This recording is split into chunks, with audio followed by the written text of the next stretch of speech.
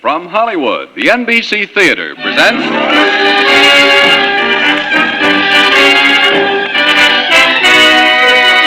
Screen Director's Assignment. Production, It's a Wonderful Life.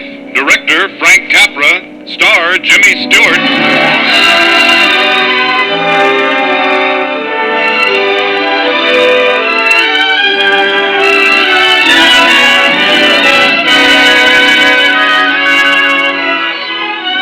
The Hollywood Screen Directors present a flight of fancy into time that never was. It's a Wonderful Life, starring Jimmy Stewart, and introducing the director of the film, Frank Capra.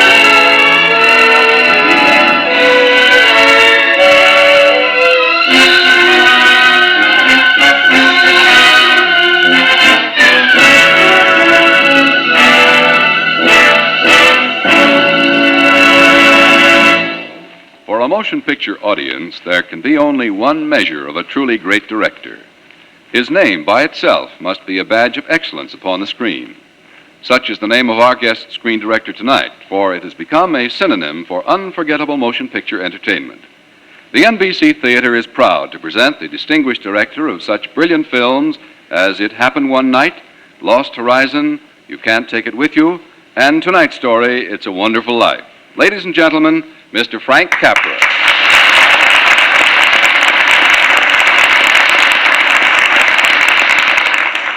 Thank you.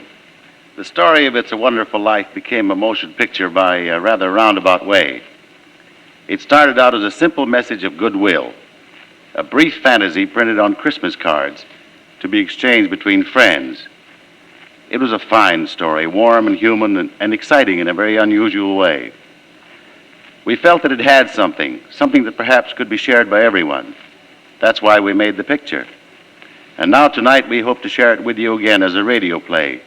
It's a Wonderful Life, starring Jimmy Stewart in his original role of George Bailey.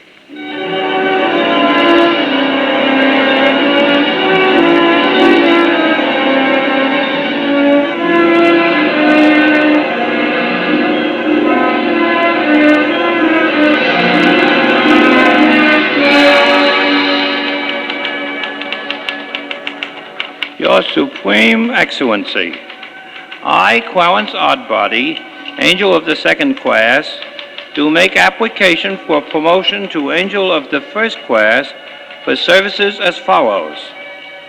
On Christmas Eve of 1948, one George Bailey of Bedford Falls was on the point of committing suicide, an act abhorrent both to his maker and to the Hemisphere Federation Mutual Life Insurance Company. Feeling in exceedingly low spirits, George Bailey did go, proceed, and travel to the high-level bridge where he mounted the rail. Before George Bailey could leap into the icy current, I, Clarence Oddbody, did hurl, project, and fling myself past the great Magellanic Cloud, through the constellation Lyra, into the Earth's atmosphere and the Bedford River, executing, if I do say so myself, a perfect swan dive.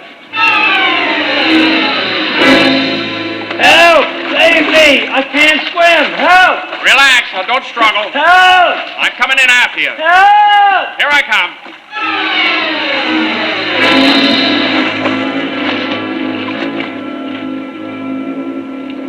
It's a good thing this old toll house on the bridge was unlocked. Yeah, well, we can both dry off in here without freezing. Yeah.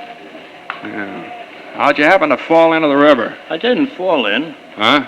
Well, I knew if you thought I was drowning, you'd jump in to save me. So I jumped in. You jumped in? To save you. You see, you didn't go through with it. Go through with what? Suicide. How'd you know I was going to Hey, who are you? I'm an angel. A what? An angel. Clarence Oddbody, AS2. AS2. What's the AS2? Angel Second Class. Oh, I see. What are you, crazy? Well, I'll confess I've been rather distracted for the past few centuries due to my failure to acquire my first-class wings. But crazy? If I do a good job on you, I'll get my wings. Brother, you haven't even got your buttons.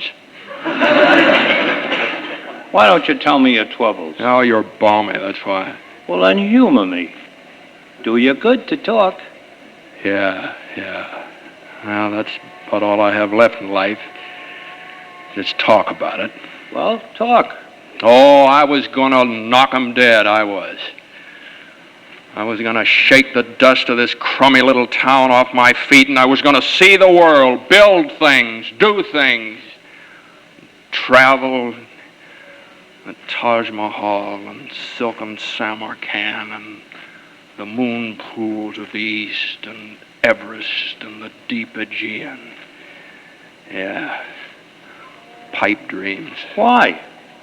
Well, my deaf ear, for one thing. Oh, that was when Howie, your kid brother, fell through the ice back in 1919. I jumped in to save him. Hey, how'd you know that? I read it in the Gabriel Daily Trumpet.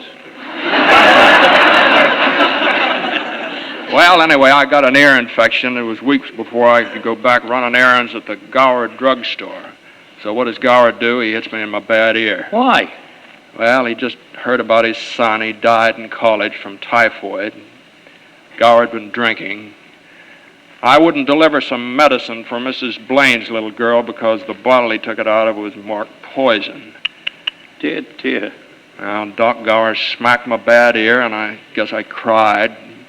But I finally made him understand his mistake. Was Doc Gower grateful? Well, he cried. 11 years later, he bought me a fine set of pigskin luggage to take on my world trip. Oh, then you did go away. There was a girl in town named Mary. We'd grown up together, and she was engaged to Sam Wainwright. I had an hour or so before train time, and I stopped over at Mary's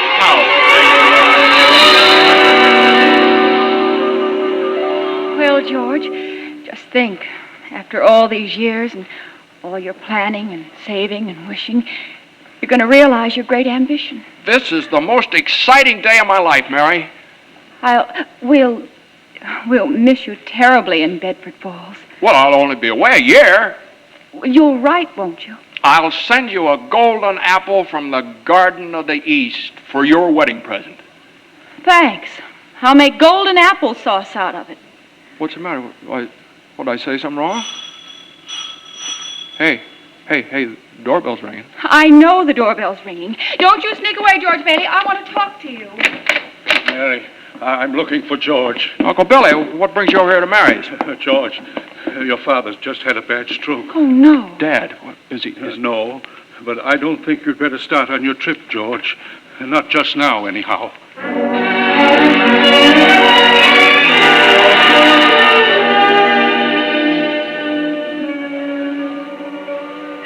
Well, go on, George. Well, Dad was gone that same night. That gave old man Potter his chance. Old man Potter? Yeah, richest man in town, a banker, a big stockholder in our loan company. We'd always fought Potter on a lot of issues, and now he wanted the loan company to dissolve so he could rule the roost in Bedford Falls. Potter and I had it out a week after Father died, right in the boardroom of the loan company.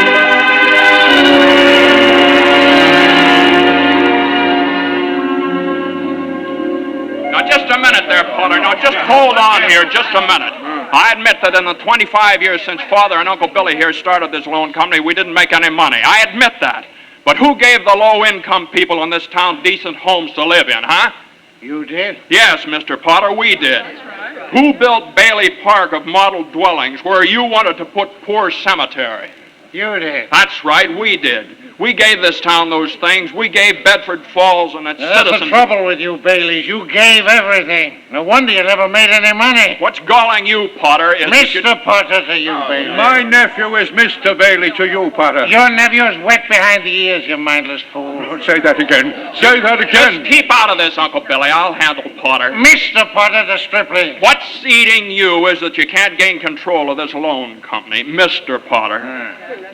It's up to this board to decide what to do about the company now that Father's gone, but if I can do anything to help keep Bailey Park a reality and to keep Potter from making people crawl to him when they need help, just count me in, gentlemen. Count me in.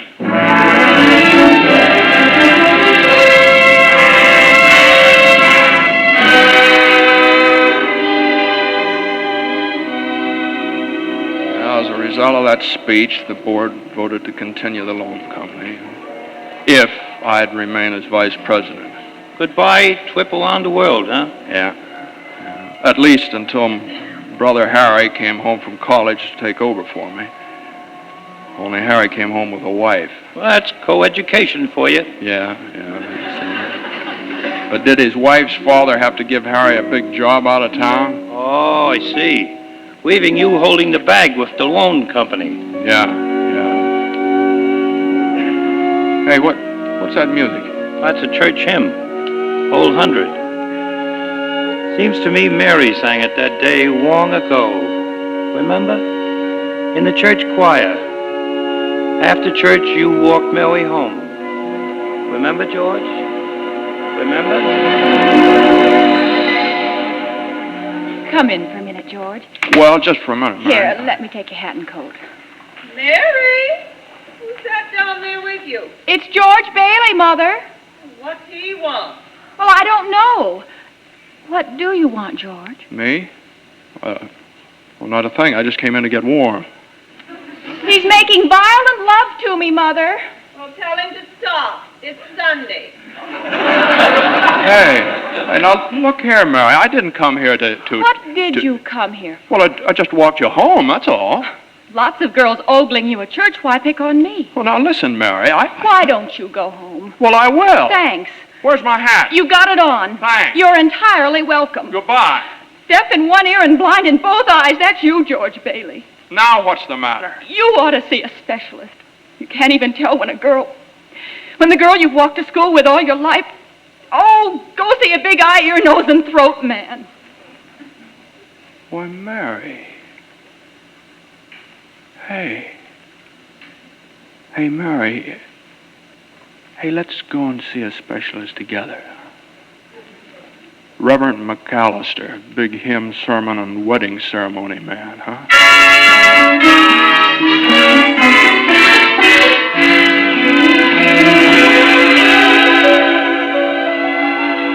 And so you were married, huh, George?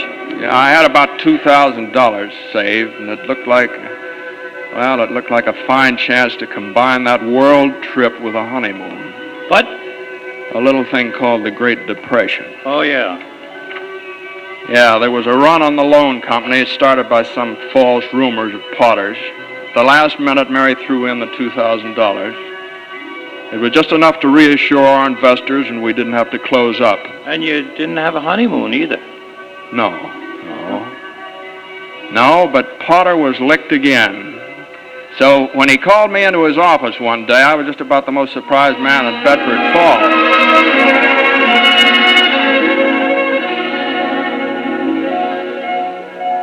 Well, I want to tell you, George, my lad, that during the Depression, you and I have been about the only ones kept our heads in this town. Thanks, Mr. Potter. Yeah, all that talent, and where does it get you?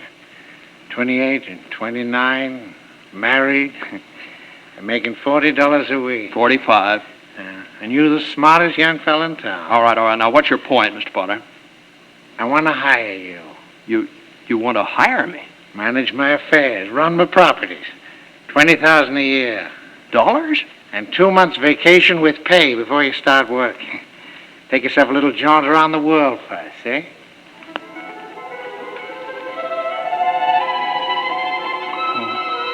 Everest, the Vale of Kashmir, and the moon pools of the east, and the deep Aegean, and the whispering Aurora. Well, George? Well, but what about the loan company? Well, what about it? We'll dissolve it. Oh, no. I don't want your dirty job. What? You sit here and you think the whole world revolves around you and your money. Well, it doesn't. You're out of your mind. I won't let you buy me away from the people who depend on me. Rubbish. And I've made my decision, Potter. And may it stick in your craw to regret as long as you live, George Bailey. May it stick in your fool craw.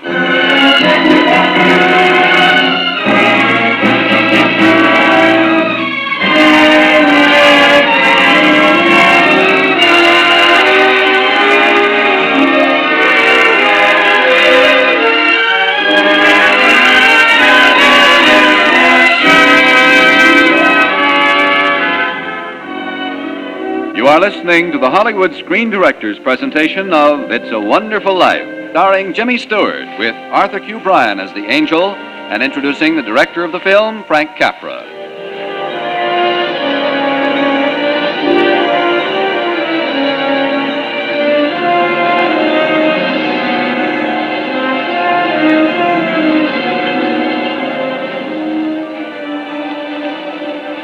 George, after your marriage to Mary Chase and your very spunky rejection of Potter's offer to manage his affairs, what happened? How'd it go?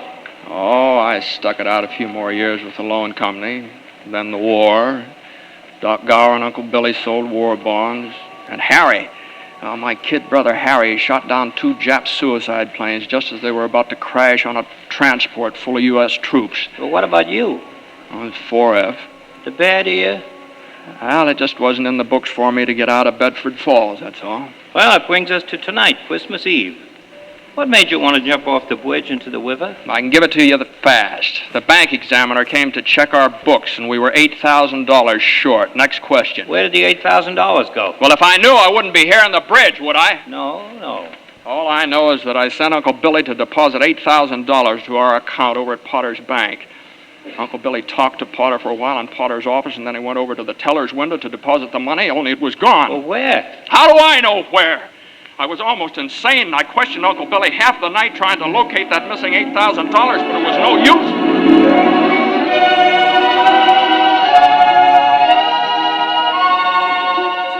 Please, George, please don't ask me any more questions. I can't think anymore. You've got to think anymore, you stupid, fumbling fool.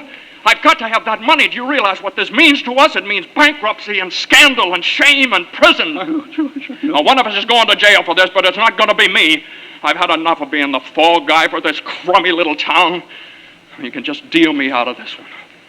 I've given up my years and my ambition for the people of this town, and all I've got is frustration and disappointment.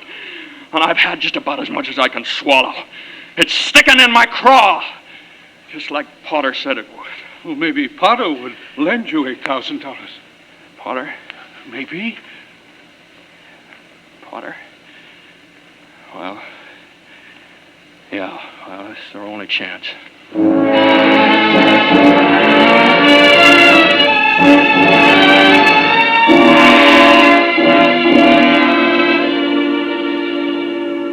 Well, what about all your fine friends you've done so much for, George? Why don't they lend you the money, Well, they don't have that kind of money, Mr. Potter. You know that. Now, please help me. Well, what kind of security do you have? Any stocks? No, sir. Bonds? No, sir. Real estate collateral of any kind? Well, I've got a $15,000 life insurance policy. What's its loan value? $500. $500. Look at you. You were going out and lick the world once. What are you now? You're a miserable clerk crawling in here on your hands and knees and begging for help. $500. Now, you're worth more dead than alive. Oh, it's very true. So you want me to help you, huh? Well, I'll tell you what I'm going to do. I'm going to swear out a warrant for your arrest. Arrest? Misappropriation of funds. Arrest, but Mr. Potter... Merry Christmas, George.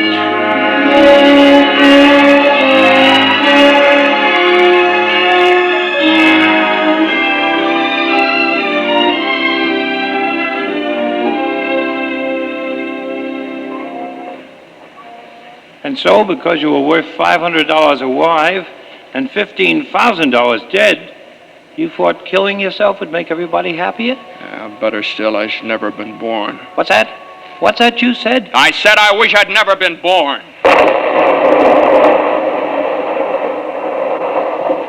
That's what I thought you said. George, they've granted your wish. And maybe I've got the scheme to win me my wings. Angel first class. What wish? George, you've never been born. Oh, stop it, will you? You're talking like an idiot. Am I, George? Let's see. Excuse me, man. Got a match? Who are you? Come in, Doc. Come in. Got a match, anybody? Hey, you're Doc Gower, the druggist. I was Doc Gower, the druggist, until I poisoned a little girl by mistake. Oh, no, wait a minute, Been Doc. drunk ever since. Now, Doc, don't you remember? I discovered your mistake, and I warned you just in time. Oh, yo. Well, don't you remember me? I'm little George Bailey. I ran errands for you. Nobody named George Bailey ever worked for me. Match? Here you are, Mr. Gower. Now, all I need is a cigar. Here you are, Mr. Gower. Of life. God rest you, merry gentlemen. May none of you is... Oh, wait, Doc. Let him go, George. Let him go. That broken old derelict, Doc Gower? Well, you weren't born, George, so you couldn't prevent that broken old derelict. Hey, wait a minute. Hey, I'm going home. Home? What home? You never lived. Oh, shut up now. Cut it out. You're crazy. Let's see if I am. We'll go to your home. Ride the bleak wind, George Bailey. Let's see where you live. Let's see.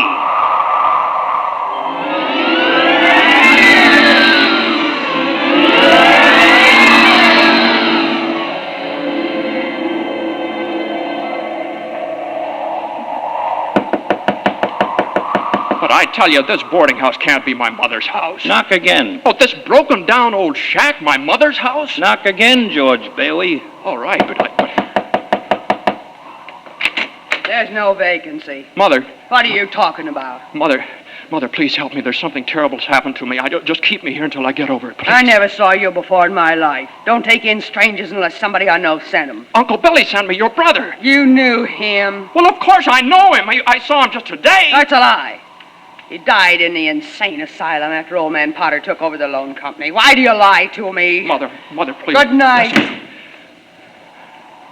Mother. Come on, George. We've other places to go.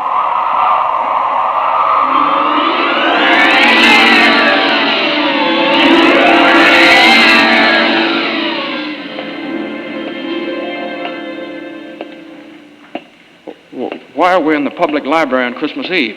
Some people work late if they're lonely and have no Christmas to go home to. Like that pinched-looking woman at that desk there.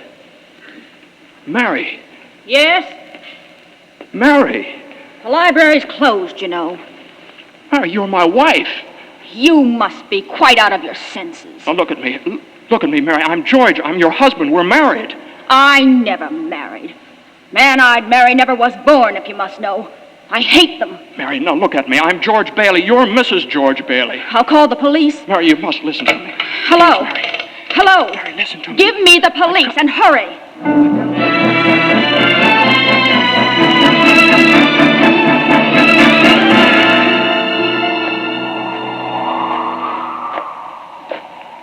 It's very dark on this road.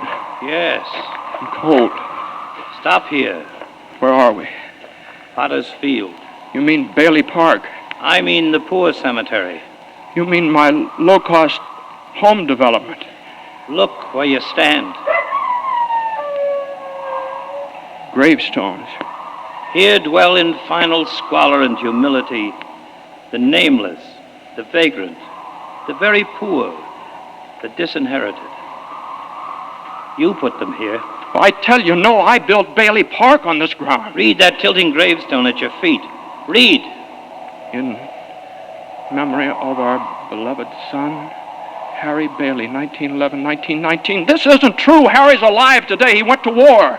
He shot down 2 planes that saved the lives of every man on that transport. Your brother Harry broke through the ice at the age of 9. It's a lie. He saved the life of every man on that transport. Every man on that transport died. No. You killed those men on that troop ship. You wished it so. I didn't. You. Please. You. No. Yes. Harry wasn't there to save those men because you weren't there to save Harry. You wished it so. Yes.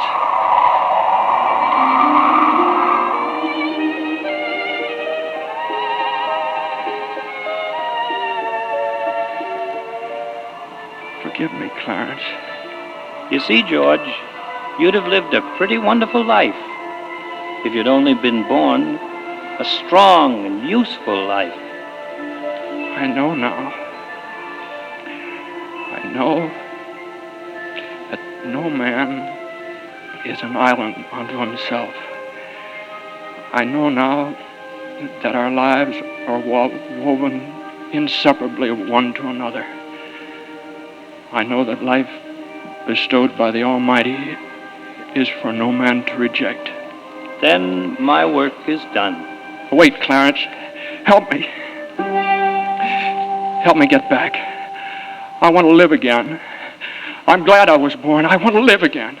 When you hear the musical chimes, I will have won my wings. Guardian angel, first class. Send me back, Clarence. Send me back to life again. Live, George Bailey. Send me back. Live. Thank you, God. Live. Thank you.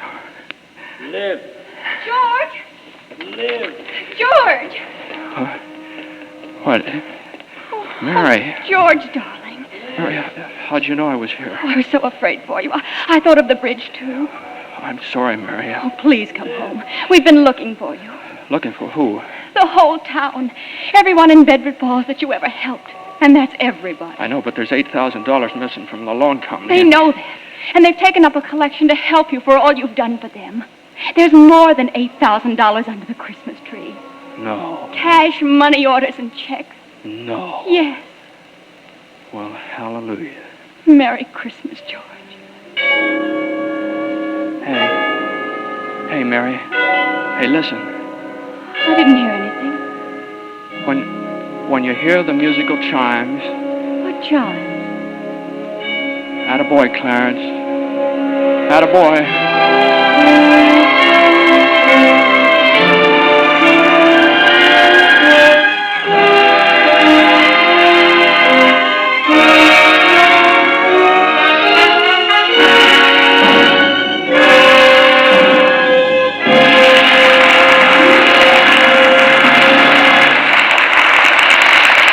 Our guests will return in just a moment. Next week, the NBC Theater brings you another outstanding motion picture story to the microphone as we present the romantic drama Hold Back the Dawn, and our star will be Charles Boyer. And now, here again is tonight's star, Jimmy Stewart, and screen director Frank Capra.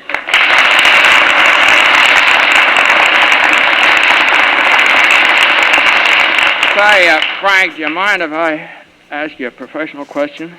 Not at all, Jimmy. How do you turn out so many wonderful pictures? What's the secret, anyway? You really want to know? Yeah, I really do.